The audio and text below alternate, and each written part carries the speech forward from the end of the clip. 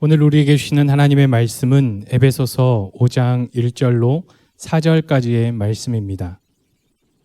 에베소서 5장 1절로 4절까지의 말씀입니다. 신약성경 315면에 있습니다. 모두 자리에서 일어나셔서 교독하겠습니다. 그러므로 사랑을 받는 자녀같이 너희는 하나님을 본받는 자가 되고 그리스도께서 너희를 사랑하신 것 같이 너희도 사랑 가운데서 행하라. 그는 우리를 위하여 자신을 버리사 향기로운 제물과 희생 제물로 하나님께 드리셨느니라. 음행과 온갖 더러운 것과 탐욕은 너희 중에서 그 이름조차도 부르지 말라. 이는 성도에게 마땅한 반이라. 누추함과 어리석은 말이나 희롱의 말이 마땅치 아니하니 오히려 감사하는 말을 하라. 아멘. 성경의 손을 얹고 함께 고백하겠습니다. 이는 살아계신 하나님의 말씀입니다. 아멘. 할렐루야. 주의 은혜와 평강이 여러분과 함께 하시기를 축원합니다. 오늘은 감사하는 말을 하라, 이런 제목으로 말씀을 전하겠습니다. 계속해서 감사에 대한 메시지를 전하고 있습니다. 사실 요즘 코로나 상황이 녹록하지가 않습니다. 참 감사하기 어려운 상황입니다. 그래서 더욱 감사가 필요한 시기입니다. 감사는 계속해서 우리가 묵상하고 생각하고 입으로 훈련하고 실천하는 것이 중요합니다. 그래서 감사에 관한 말씀을 계속해서 여러분과 함께 나누고 있습니다. 지난 3월 달에 경주에 있는 엑스포 대공원 내에 있는 솔고 미술관에서 한 사건이 발생을 했습니다. 한국화의 거장인 박대성 화백의 작품이 훼손되는 사건이었습니다. 초등학교 저학년 아이가 이 박대성 화백의 작품에 올라가서 눕기도 하고 무릎으로 문지르기도 하고 마치 미끄럼을 타듯이 그런 자세를 취하기도 했습니다. 함께 갔던 아버지는 아이를 제지할 생각은 하지 않고 작품이 올라간 아이를 사진 찍어주는데 정신이 없었다고 합니다. 이 일로 인해서 박화백의 작품이 훼손이 되었습니다. 그런데 이분이 워낙 유명한 분이고 작품이 고가입니다. 보험 가액만 1억 원이 넘는 작품이라고 합니다. 미술관에서는 난리가 났습니다. 이 소식을 접한 박화백은 의외로 담담하게 아무 문제 삼지 말라, 이렇게 이야기를 했다고 합니다.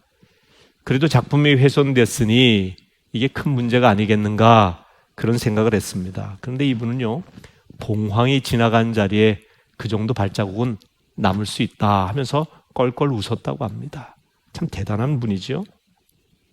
이분의 작품이 훼손됐다는 뉴스가 방영되면서 사람들이 이분의 작품을 200만 명 이상이 보게 됐다는 겁니다. 유튜브를 통해서. 그러니 이 어린아이가 봉황이 아니겠느냐, 이 아이 덕분에 내가 더 유명해졌다고 하면서 오히려 웃더랍니다. 그래도 작품이 훼손되었으니 손해가 막심하지 않느냐 그랬더니 인터뷰에서 이렇게 이야기를 합니다. 내가 보상을 요구하면 그 아이 부모가 아이를 얼마나 원망하겠나. 아이도 위축될 테고 아이가 미술관에서 가져가는 기억이 그래서는 안 된다. 인간이 서로 원수지고 살 필요가 없다. 왜 그렇게 다들 내 편 하며 비싼 에너지를 값싸게 소진하나. 물론 관람 문화가 좀 더 개선될 필요는 있다. 저는 이분의 인터뷰 내용을 접하고 난 다음에 우리 시대의 큰 어른 같다, 이런 느낌을 받았습니다. 어떻게 이런 인터뷰를 할 수 있을까? 이분의 말이 참 품위가 있고 또 너그럽지 않습니까? 이분이 어떤 분인지 궁금해서 살펴보았더니 유명한 분이더라고요. 우리나라 국전에서도요, 여러 번 대상을 받은 분이고 특별히 삼성의 이병철, 이건희 회장이 좋아해서 이분의 작품을 많이 구입하기도 했다고 합니다. 그런데 이분은 의외로 불행한 삶의 과정을 거쳤습니다. 1949년 그분의 나이가 4살 때에, 당시에는 이제 이념의 대립이 클 때 아니겠습니까? 빨치산에 의해서, 빨치산이 들고 있던 그 낫으로 그의 부모님이 무참히 돌아가셨어요. 그리고 그 낫에 의해서 이분의 왼팔도 잘려나가고 말았습니다. 이분은요, 오른손 한 손으로 그림을 그리는 분이요, 글씨를 쓰시는 분입니다. 불편한 손을 원망해 본 적은 없습니까? 라고 기자가 물으니까 이렇게 대답을 합니다. 오히려 불편한 몸이 보너스라고 생각합니다. 그 덕분에 게으름도 못 피우고 이 세상을 치열하게 고민하며 살아야 하고, 그러다 보면 남이 안 듣는 것과 하지 못하는 생각을 하게 됩니다. 나는 장애가 중증일수록 하나님이 그를 더 사랑하는 것이라 생각을 합니다. 어차피 이 세상은 영원히 사는 데가 아니지 않습니까? 이분은요, 독실한 천주교 신자입니다. 부모님이 비참하게 죽은 현장을 목격했으니 한을 품고 살만도 한데 어떻게 이렇게 용서하며 너그러운 마음을 가질 수 있는지 참 대단하다는 생각을 합니다. 자신의 팔이 잘린 상태이기 때문에 평생 원망하며 불평하며 한을 품고 살 수 있는 그런 인생이에요. 하지만 그렇게 살지 않았습니다. 용서하며 사랑하며 감사하며 사는 인생이었습니다. 그의 말에 그의 마음과 삶이 고스란히 담겨 있었습니다. 요즘 우리 사회는 너무 말을 함부로 합니다. 분노에 찬 말, 저주 섞인 말이 얼마나 많은지 몰라요. 가짜 뉴스가 판을 칩니다. 그리고 사람들을 저주하는 악성 댓글이 난무하는 시대에 살아가고 있습니다.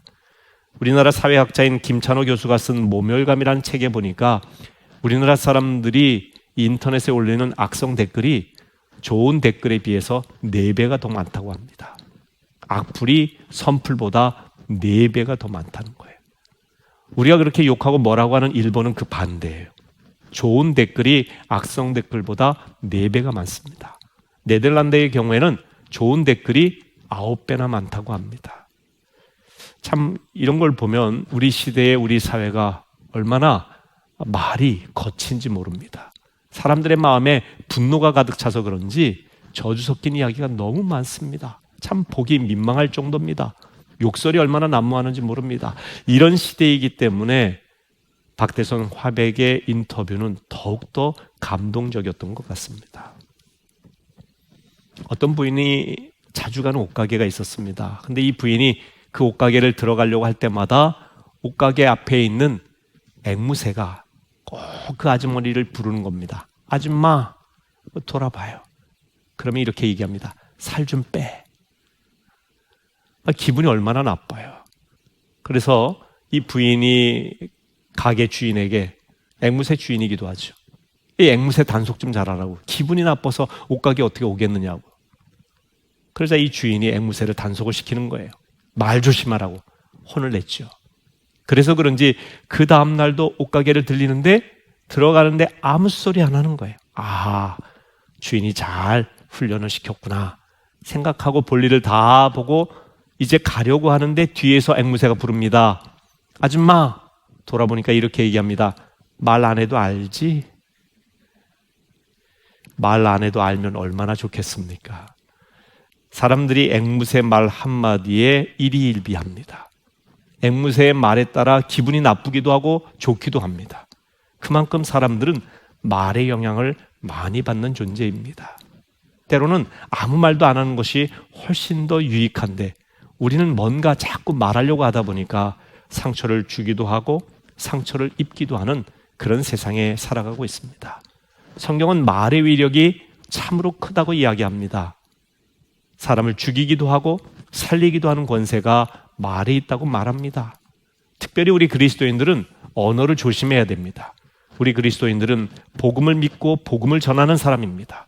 복음을 말하는 사람입니다. 평상시에 우리의 언어가 건강하지 않고 신뢰받을 수 있는 언어 생활을 하지 않았다고 한다면 우리가 복음을 전할 때에도 막대한 지장을 줍니다. 사람들은요, 그 말도 듣지만 그 말을 하는 사람을 소위 이제 메신저를 바라봅니다. 평상시에 신뢰할 만한 이야기를 했던 메신저라고 한다면, 말을 전하는 사람이라고 했다면 그분이 전하는 메시지, 복음을 받아들이려고 할 거예요. 근데 평상시에 쓰는 말이 거칠고 은혜가 없고 신뢰받을 만한 그런 언어를 사용하지 않았다고 한다면 그 사람 속에 혹 진리를 담았다 할지라도 그걸 받아들이려고 하지 않을 것입니다. 그래서 건강한 언어를 평상시에 훈련하는 것이 중요합니다. 사람을 축복하고 사랑하는 것도 훈련입니다. 사랑합니다 라고 말할 때 사랑할 마음이 생기고 사랑의 행동이 나오는 것입니다. 말이 행동을 견인합니다. 말 때문에 행동이 나오는 것입니다. 그래서 말이 중요합니다. 오늘 본문에도 말에 관한 말씀이 나오는데요. 오늘 본문의 핵심적인 메시지는 감사하는 말을 하라. 이 메시지입니다. 근데 이 명령 이전에 두 가지 전제를 이야기합니다. 첫 번째는 우리가 하나님의 자녀임을 기억하라 라고 하는 겁니다. 오늘 본문 1절 말씀에 이렇게 되어 있습니다. 그러므로 사랑을 받는 자녀같이 너희는 하나님을 본받는 자가 되고, 우리는 하나님의 자녀로서 하나님의 사랑을 받는 자녀입니다. 이 하나님의 자녀라는, 하나님의 사랑을 받고 있는 자녀라고 하는 정체성이 분명해야 됩니다. 에베소서 5장 8절에는 우리를 빛의 자녀라고 말씀하고 있습니다. 하나님의 자녀는 세상에서 빛의 자녀입니다. 우리가 그럴 만한 자격이 있어서 하나님께서 빛의 자녀로 삼아주신 것 아닙니다. 우리가 사랑받을 만한 가치가 있기 때문에 하나님의 사랑받는 자녀로서 정체성을 가지고 살아가는 게 아닙니다. 그럴 자격이 우리에겐 없습니다. 우리가 그런 자격이 있어서 부름받은 것이 아닙니다. 자격하고 상관없이 하나님을 믿을 때에 하나님께서 자녀 삼아 주신 겁니다. 이것이 하나님께서 우리를 삼아 주신 은혜, 그렇게 여겨주시는 은혜라고 하는 것입니다. 하나님이 빛이시기 때문에 우리가 자연히 빛의 자녀가 된 것입니다. 부모는 자기 자녀들이 부족해도, 말 안 들어도, 때로는 잘못해도 그 자녀를 내 자녀로 인정을 합니다. 마찬가지예요. 하나님께서도 우리가 죄짓고 부족하고 연약하고 실수가 많음에도 불구하고 믿을 때에 여전히 자녀로 삼아 주시는 것입니다. 나는 하나님의 자녀라는 사실을 기억하시기를 바랍니다. 나는 하나님의 사랑받는 자녀요, 빛의 자녀라는 사실을 잊지 마시기를 바랍니다. 이제 하나님의 자녀라는 정체성을 가졌다고 한다면 자녀다운 삶을 살아가야 될 것입니다. 우리가 하나님의 자녀다운 삶을 살았기 때문에 자녀 삼아 주신 것이 아니라 자녀가 되었기 때문에 이제는 하나님이 원하시는 방향으로 살아가는 것이 당연하다는 이야기입니다. 특히 하나님의 자녀다운 언어 생활이 중요합니다. 하나님께서는 성경 처음부터 이 언어의 능력과 중요성을 보여주고 계십니다. 태초에 하나님께서 천지를 창조하실 때에 말씀으로 창조하셨어요. 빛이 있으라 하시니 빛이 있었다고 했습니다. 말씀하시자 무에서 유가 창조된 것입니다. 엄청난 능력이죠. 말은 없는 것을 있게 만들 수 있는 능력입니다. 대단한 능력입니다. 그런데 창세기에 보면 말로 인해서 사람이 또한 타락하기도 한다는 것을 보여줍니다.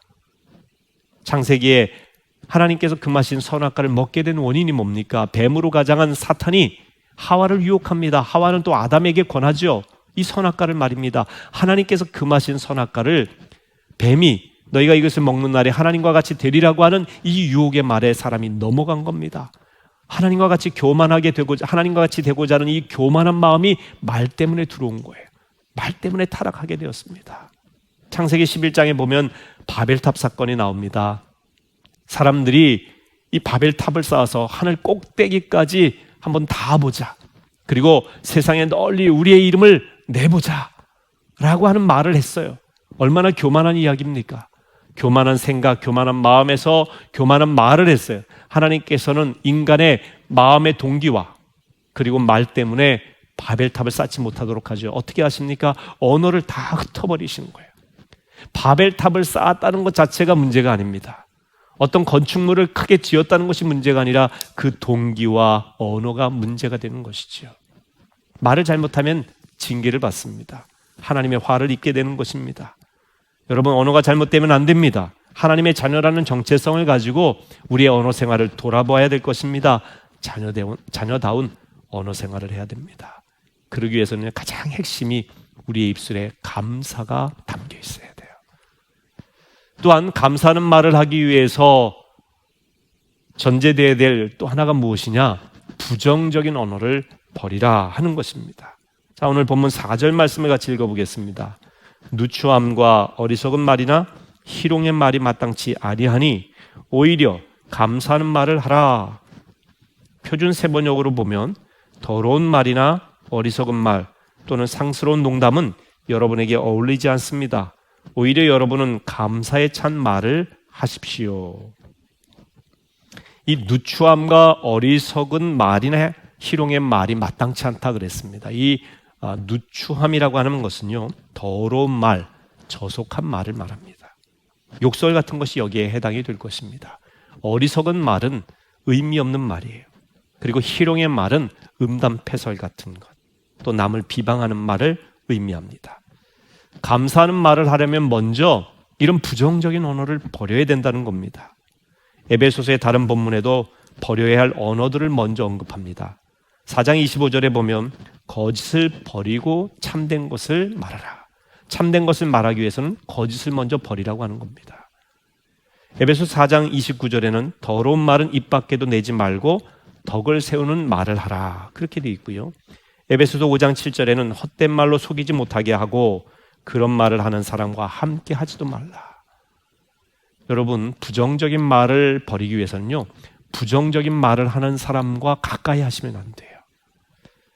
우리 감리교회 창시자인 웨슬리 목사님도 나쁜 말의 치료라고 하는 설교에서 나쁜 말이 사라지려면 나쁜 말 하는 사람과 가까이 하지 말고 그의 말을 듣지 말아야 된다, 이렇게 되어 있습니다. 그 사람에게 자꾸 가까이 가고 그 사람이 하는 말을 듣고 그 사람에게 동조하면 나쁜 말이 난무하게 되는 것입니다. 신앙은 버려야 할 것을 버리는 데서 출발합니다. 창세기 12장에 보면 아브라함이 가나안 땅으로 가기 위해서 먼저 무엇을 합니까? 본토, 친척, 아비집을 떠나는 겁니다. 우상 숭배의 땅을 버리는 것이 신앙의 출발인 거예요. 버려야 가나안 땅으로 갈 수 있습니다. 떠나야 하나님께서 세우신 목적지로 갈 수 있는 겁니다. 감사의 언어를 하기 위해서는 부정적인 언어를 버려야 되는 것입니다. 이스라엘 백성들은 광야 생활할 때 불평과 원망이 많았습니다. 하나님께서 주신 은혜도 많았건만 거기에 대한 감사보다는 불평과 원망이 많았어요. 민수기 14장 28절에 보면 하나님께서 너희 말이 내 귀에 들린 대로 행하리라 하셨습니다. 이스라엘 백성들이 하도 힘드니까 차라리 광야에서 죽는 게 낫겠다라고 말했어요. 진짜 죽고 싶어서 그런 건 아니겠지만 그들이 말을 함부로 한 겁니다. 하나님께서는 그들의 말이 들린 대로 행하겠다 하셔서 출애굽 1세대들은 여호수아와 갈렙 빼놓고 모두 광야에서 죽도록 하신 겁니다. 여러분, 언어가 얼마나 무서운지 모릅니다. 부정적으로 말하는 습관을 고쳐야 됩니다. 우리가 교회에서는 은혜스러운 이야기를 합니다. 얼마나 할렐루야, 사랑합니다, 축복합니다 하면서 은혜롭게 말하는지 모릅니다. 근데 중요한 것은 주일의 언어가 일상생활의 언어로도 이어지느냐 하는 것이죠. 주일에 은혜 받은 그 마음으로 일상의 삶을 살아가고 있느냐. 또한 교회 안에 있는 형제 자매들에게 말하듯이 우리가 세상 가운데도 은혜의 말로 고르게 하고 살아가고 있느냐. 이것이 중요합니다. 우리가 모일 때 어떤 언어를 사용하느냐, 이게 참 중요하지요. 제가 수지에서 목회할 때 당시 그 수지에서 가장 큰 교회라고 할 수 있는 교회에 다니던 집사님이 우리 교회를 나오셨어요. 그래서 아니 어떻게 저희 교회를 등록하셨냐. 그렇다고 집이 가까운 것도 아닙니다. 수소문하셔서 교단도 다른데 제가 목회했던 교회에 등록을 하신 거예요. 목사님에게는 은혜를 너무 많이 받는다는 거예요. 워낙 설교도 잘하는 목사님이셨기 때문에 저도 그분 설교를 들으면서 은혜를 받는데, 설교에서는 은혜를 받는데 그 교회는 이 소그룹, 우리로 말하면 속회와 같은 그런 소그룹 모임이 활성화되어 있는데 그 소그룹 모임에 가서 그렇게 실망하고 실족하고 괴로워서 못 견디겠다는 거예요. 그 이야기를 들어보니까 이런 겁니다. 일단 말씀을 나누고 소그룹으로 모여서 은혜를 나눈 다음에, 그리고 난 다음에 다과를 하면서 끊임없이 험담을 하더라는 거예요. 집사님이 어떻고 권사님이 어떻고 장로님이 어떻고 말이죠. 심지어 목사님에 대해서도. 그것도 견디기 힘든데, 그리고 또 무슨 얘기를 하냐면 부동산, 아파트 얘기를 그렇게 많이 해요. 그러니까 나는 몇 평 산다, 얼마가 올랐다, 이런 이야기들이 그냥 그 소그룹 모임에서 예배 끝나고 나면 그런 얘기들이. 그러니까 갈 때마다 실족한다는 거예요. 왜 우리 그리스도인들의 언어가 이렇게 일상에서의 삶의 언어가 누군가를 험담하고 욕하는 언어여야 될 거야. 너무나 세상 사람과 다를 바가 없는 세속적인 언어를 서로 나누고 있을까? 여기에 괴로워하다가 그분이 다른 교회를 찾았는데 제가 섬기던 교회를 오신 거죠. 교회를 떠나지 않은 게 다행이에요. 교회에서 언어 때문에 실망하고 상처 있고 교회 자체를, 신앙 자체를 떠나는 사람들도 참 많이 있습니다. 사람들은 그 마음에 품은 것을 내놓게 되어 있습니다.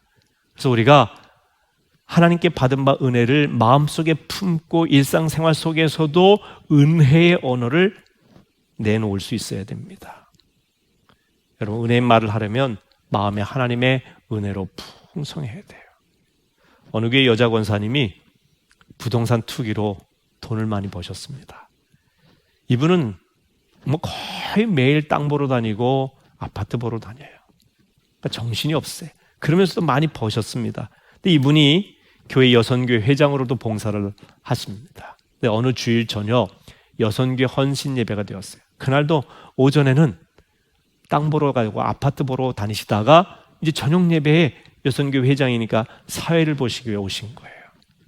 그래서 강단에서 예배를 인도합니다. 묵도하고 그 다음에 찬송을 부르는데 이렇게 이야기하시는 겁니다. 우리 모두 찬송가 320동 부르시겠습니다.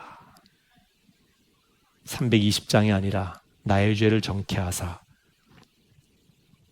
이 찬송인데요. 320장이 아니라 320동 부르겠다고 얘기한 거예요. 아파트가 가득하니 아파트 내놓은 거예요. 찬송가 장수가 아니라 아파트 동수가 나온 거죠. 사람들은 말의 실수를 가볍게 여깁니다. 성적으로 타락하거나 물질의 문제를 일으키면 큰 잘못이라고 하죠. 그런데 말 실수 정도는 미안하다는 말 한마디로 무마하려고 합니다. 그런데 여러분, 잘못된 말로 사람이 낙심하기도 하고 심지어 죽기도 하는 겁니다. 말은 예리한 칼날과 같습니다. 경우에 합당하게 사용하면 아주 유익하지만 잘못 사용하면 큰 해악을 끼칩니다. 말의 실수는 결코 가벼운 실수가 아니에요. 말 때문에 가정이 파탄나기도 하고 교회가 분열하기도 하고요. 전쟁이 일어나기도 합니다. 타락한 언어가 사람을 파멸로 몰고 가는 겁니다. 언어의 타락을 막아야 되는 겁니다. 교회든 사회든 가정이든 학교든 어디든지 우리 시대의 가장 뼈아픈 문제는 말에서 비롯된다는 것을 깨달아야 됩니다. 부정적인 언어와 부정적인 마음의 동기를 버리고 감사의 말을 해야 됩니다. 자, 오늘 본문 중에 4절 말씀 다시 한번 읽습니다. 누추함과 어리석은 말이나 희롱의 말이 마땅치 아니하니 오히려 감사하는 말을 하라. 부정적인 말을 버리는 것으로 끝나지 않습니다. 오히려 부사가 붙어 있어요. 감사하는 말을 하라. 이런 말은 버리고 너희들이 진짜 해야 될, 꼭 해야 될 말이 무엇이냐? 감사하는 말이라는 거예요. 사도 바울은 예수 그리스도를 만난 뒤에 복음을 전하며 살았죠. 그가 복음을 전하면서 꼭 그렇게 살았던 그 모습이 감사하는 모습이에요. 신약의 사도 바울이 기록한 서신이 13개인데요. 그 대부분 서신의 이 처음 인사가 감사하는 말로 시작을 해요. 자, 로마서 1장 8절에 보면 이렇게 되어 있습니다. 먼저 내가 예수 그리스도로 말미암아 너희 모든 사람에 관하여 내 하나님께 감사함은 너희 믿음이 온 세상에 전파됨이로다. 고린도전서 1장 4절에는 그리스도 예수 안에서 너희에게 주신 하나님의 은혜로 말미암아 내가 너희를 위하여 항상 하나님께 감사하노니. 에베소서 1장 16절에는 내가 기도할 때에 기억하며 너희로 말미암아 감사하기를 그치지 아니하고, 빌립보서 1장 3절에는 내가 너희를 생각할 때마다 나의 하나님께 감사하며, 골로새서 1장 3절에는 우리가 너희를 위하여 기도할 때마다 하나님 곧 우리 주 예수 그리스도의 아버지께 감사하노라. 데살로니가전서 1장 2절에는 우리가 너희 모두로 말미암아 항상 하나님께 감사하며 기도할 때에 너희를 기억함은. 디모데전서 1장 12절에는 나를 능하게 하신 그리스도 예수 우리 주께 내가 감사함은 나를 충성되이 여겨 내게 직분을 맡기심이니. 빌레몬서 1장 4절에는 내가 항상 내 하나님께 감사하고 기도할 때에 너를 말함은. 바울의 편지를 읽어보면 감사로 가득해요. 바울의 편지는 감사 편지입니다. 심지어 옥중에서 쓴 서신들인 에베소서, 빌립보서, 골로새서, 빌레몬서도 그 처음 멘트가 감사예요. 바울은 인간적으로 보면 감사할 제목이 전혀 없다고 해도 과언이 아닌 인생이었습니다. 평생 육체에 가시가 있었어요. 하나님 앞에 기도해도 하나님께서 이 가시를 고쳐주지 않으셨습니다. 늘 괴로웠어요. 위장병으로도 고통당했고요. 안질이 있어서 고통당했고 또 간질이 있었다라고 말하는 학자도 있습니다. 하여튼 온갖 육체의 질병이 있었던 사람이에요. 또 유대인들의 협박으로 늘 죽음의 위협 속에 있었습니다. 그가 어느 동네에 가서 복음을 전하든지 그는 조롱을 받았고 돌팔매질을 당했고 어떨 때는 매를 맞았고 어떤 경우에는 옥에 갇히기도 했습니다. 감사할 제목이 없습니다. 주의 일하는데 몸이 아프죠. 핍박당하죠. 옥에 갇히죠. 또 먹고 사는 문제 때문에 직접 텐트를 만들어 선교비를 마련해야 했습니다. 그래서 그를 텐트 메이커라고 말합니다. 그런데 그는 감사했습니다. 왜? 날 구원하신 하나님의 은혜가 있기 때문에. 하나님의 은혜로 말미암아 예수 그리스도로 말미암아 사도된 나 바울은 하면서 그의 사도됨을, 사도로 부름받음을 감사했고요. 또 하나님께 감사했을 뿐만 아니라 그가 개척한 교회 성도들에게, 통역자들에게 감사의 표현을 계속해서 하는 겁니다. 마음에만 감사를 담고 있었던 것이 아니라 이걸 표현했다는 게 중요합니다. 제가 계속 강조하는 게 뭡니까? 마음에만 품지 말라는 거예요. 사람이 마음으로 믿어 의에 이르고 입으로 시인하여 구원에 이른다라고 분명하게 로마서 10장 17절에 말씀하고 있지 않습니까? 그러니까 마음으로 믿을 뿐 아니라 입으로 시인하는, 고백하는 신앙이 중요합니다. 여기에 구원의 역사가 있다는 것이지요. 여러분, 어떤 상황에서도 감사했던 이 바울의 서신을 통해서 시공을 초월하여 오늘날까지도 우리에게 감사가 전달되고 있지 않습니까? 그러니까 감사는 표현되어야 된다는 것입니다. 제가 이 말씀을 준비하면서 감사 편지 쓰는 게 참 중요하구나, 이걸 깨달았어요. 말로도 감사해야 하지만 글로도 감사하는 게 중요합니다. 저도 가끔 이렇게, 요즘은 뭐 코로나 상황에서 거의 가지를 못하지만 코로나 일어나기 전에는 교회 집회에 초청을 받아서 가는 경우가 있습니다. 그런데 뭐 가게 되면 끝나고 나서 사례비를 주시죠. 근데 제가는 사례비의 크고 작음은 별로 이렇게 큰 관심사가 아닙니다. 근데 어느 교회를 갔는데요, 지방에 있는 교회인데, 그렇게 크지도 않은 교회인데요, 목사님과 성도들이 끝나고 났는데 다 감사한 내용을 적어서, 감사한 마음을 표현해서 적은 그 편지를 저한테 주시는데, 저는 그 어떤 사례비보다도 엄청난 그 기쁨을 느끼게 해주시더라고요. 큰 위안을 느끼게 해줘요. 그것도요, 대충 목사님 말씀 전해주셔서 감사합니다 이렇게 적은 것이 아니라 구체적이더라고요. 어느 말씀에서 특별히 은혜를 받았습니다. 제가 이러이러한 상황이었는데 목사님의 이 말씀이 제게 특별히 와닿았습니다. 심지어 제 표정, 또 제가 찬양한 모습, 이런 것들을 구체적으로 언급을 하면서 사람들이 어떤 표현을 할 때, 구체적으로 이야기할 때 굉장히 이 파워가 있다는 걸 느꼈어요. 그래서 그때 제가 그 감사했던 그분들의 기억을 잊지를 못합니다. 그 어떤 사례비보다도 엄청난 사례비였습니다. 감사 편지가 참 중요하구나. 제가 이 설교를 준비하는 가운데 만난 책 한 권이 있는데 365 땡큐라고 하는 책이에요. 감사 편지에 대한 그런 내용입니다. 이 책은 미국의 존 클레릭이라고 하는 변호사가 쓴 책입니다. 그분은 사실은 인생에 있어서 비참함을 많이 겪었던 분입니다. 변호사인데 2007년 미국의 금융위기가 왔을 때에 그가 운영하던 변호사 사무실이 그냥 거의 파산하다시피 되었습니다. 그 무렵에 아내와 이혼하게 되었어요. 가정적으로도 어려움이 있었고요, 경제적인 어려움도 이루 말할 수 없었던 상황이었습니다. 2007년 12월까지 그의 상황은 최악이었습니다. 2008년 새해를 맞이했는데 희망이 보이질 않아요. 계속 자신이 절망의 계곡으로 떨어지는 상상만 하게 되었습니다. 이렇게 살다가는 내가 정말 폐인이 되겠구나 생각한 그는 자신의 상황을 어떻게 극복할까 고민하던 중에 마음에 아주 뚜렷한 어떤 음성을 듣게 됩니다. 물론 이분이 하나님의 음성을 들었다 이런 내용이 나오는 건 아닙니다. 이것은 단순한 어떤 신앙 간증집이 아니에요. 일반 서적이에요. 그 음성이 이런 음성입니다. 내가 지금 가지고 있는 것들에 감사할 줄 알기까지는 너는 내가 원하는 것들을 얻지 못하리라. 감사하기까지는 내가 원하는 것 얻지 못한다. 이게 너무 강렬한 음성이었어요. 그럼 감사해야지. 내 삶이 변화되려면 감사라고 하는 메시지로 그가 듣고 감사해야겠는데 어떻게 감사할까 하다가 그가 생각해낸 것이 감사 편지예요. 2008년 한 해 365일 동안 매일 감사 편지를 써보자. 물론 이제 결론적으로 그분은 365일 동안 365개의 편지를 쓰지는 못합니다. 15개월에 걸쳐서 365개의 감사 편지를 쓰게는 됩니다.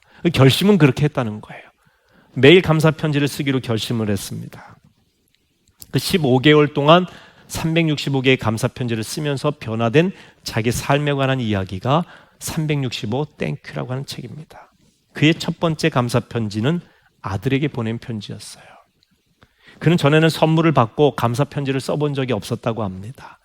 그런데 2007년 성탄절에, 그는 2008년에 있기 때문에 이미 지난 일이지만 성탄절에 아들이 자기에게 커피 머신을 선물을 했대요. 그래서 이걸 생각을 하고 감사하다. 일주일 이상 지난 이야기지만 아들에게 손편지를 쓴 거예요. 구체적으로. 그랬더니 이 아들이 너무 좋아하더라는 겁니다. 사실은 아들과의 관계도 아내와 이혼하기도 하고 두 아들과의 관계도 그렇게 원만하지는 않았는데 이 감사 편지를 통해서 굉장히 달라졌어요. 이분이 감사 편지를 쓰면서 사람들을 바라보는, 세상을 바라보는 시선이 달라진 겁니다.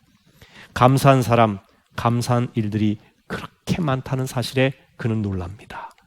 그런데 반대로 그 많은 감사거리에도 불구하고 감사하지 않고 살아가는 사람들이 그렇게 많더랍니다. 여기에 또한 놀랐다고 합니다. 그는 그냥 종이 한 장에 감사 편지를 썼을 뿐인데 그 종이 위에 감사가 담기니까 한 장의 종이로 끝나지 않고 그분의 인생을 바꾸는 엄청난 선물이 되더라. 이렇게 이야기합니다. 그는 평소 당연하게 여긴 아파트 관리인의 수고에 감사하며 편지를 썼습니다. 저는 이 내용을 보고요. 우리 아파트 관리하시는 분에게 감사해야 되겠구나. 맨날 갑질한다는 이야기가 뉴스에 많이 들리잖아요. 그래서요, 제가 감사 편지는 아니지만 어저께 제게 누가 빵을 주셨어요. 맛있는 빵을 주셨는데 그 빵을 아파트 관리하시는, 수고하시는 우리 경비 아저씨께 일부 드렸어요. 너무 좋아하시는 거예요. 저보다 훨씬 연세가 많으신 분이었는데 90도 각도로 인사하시는데 제가 어쩔 줄 몰라 하겠더라고요. 아이고 이런 걸. 사실 제가 산 것도 아니고 저도 받은 거 일부 나눠줬는데 감사합니다 아저씨 늘 수고해 주셔서 그랬더니요. 어쩔 줄 모르고 좋아하시는 거예요. 막 그냥 경비실 문 밖까지 나와가지고요. 90도로 인사를 하시는데 제가 몸둘 바를 모르겠어요. 오늘 아파트 관리하시는 분들, 아파트에 사시는 우리 성도님들은 감사하시기 바랍니다. 감사하시기 바랍니다. 또 이 주변 그 이웃 사촌들에게 감사하며 사시기를 바라요. 우리가 감사하면요 환경이 달라져요. 삶이.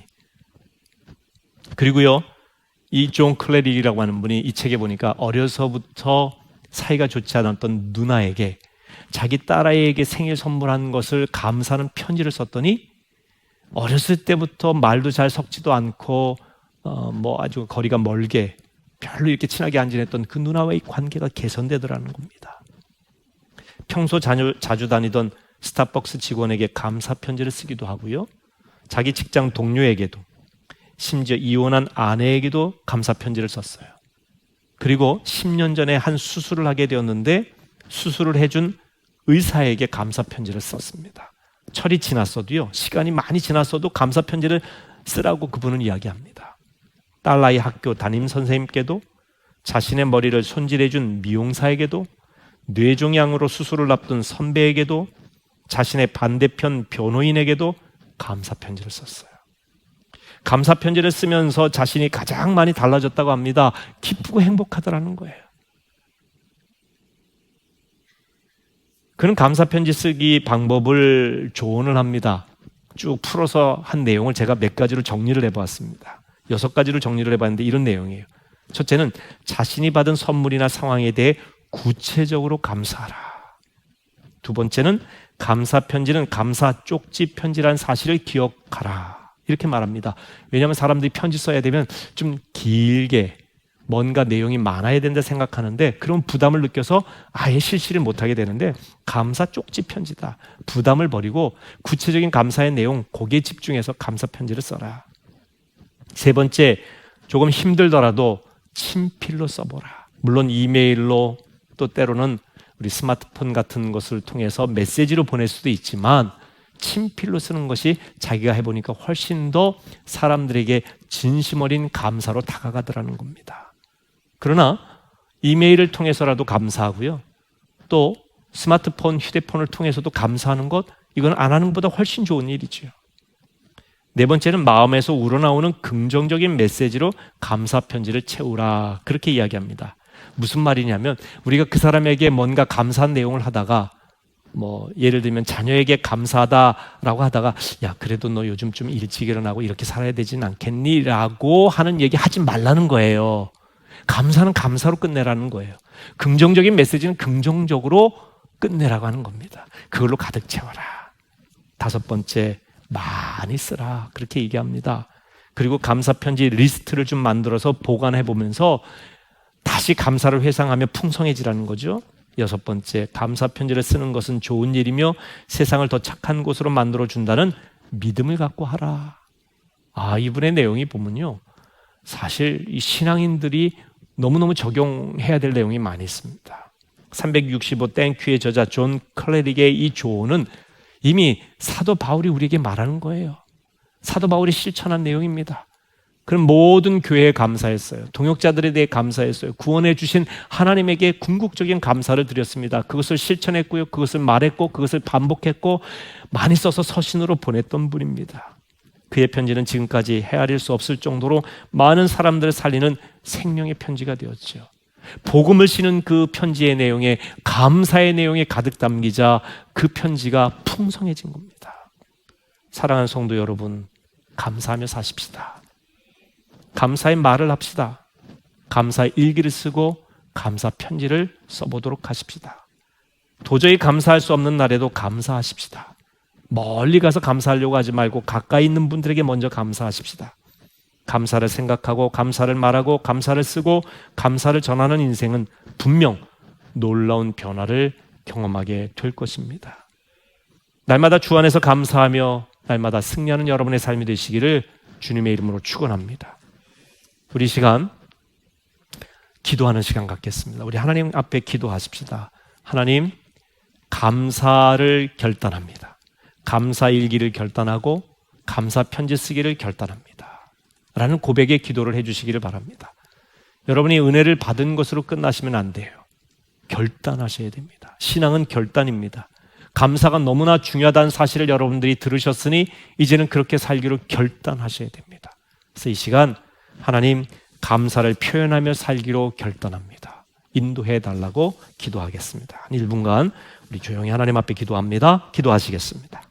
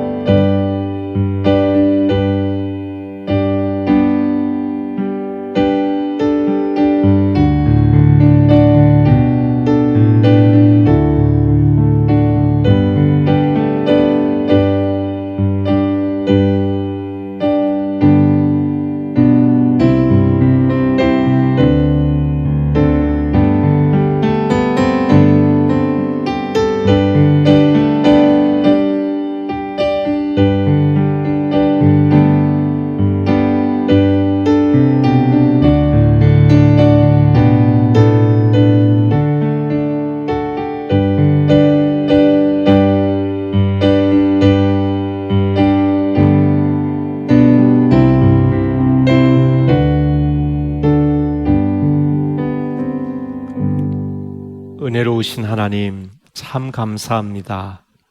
코로나가 굉장히 창궐하는 상황 속에서도 예배를 잊지 아니하고 예배의 자리로 나오게 하시니 감사합니다.